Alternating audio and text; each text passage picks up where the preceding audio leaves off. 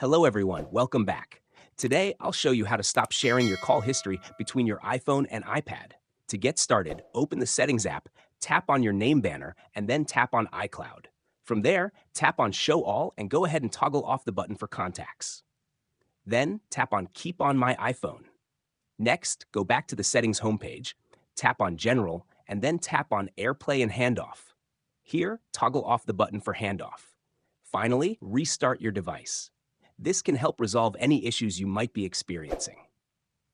If you found this tutorial helpful, make sure to subscribe to our channel for more tips and tricks. Thanks for watching.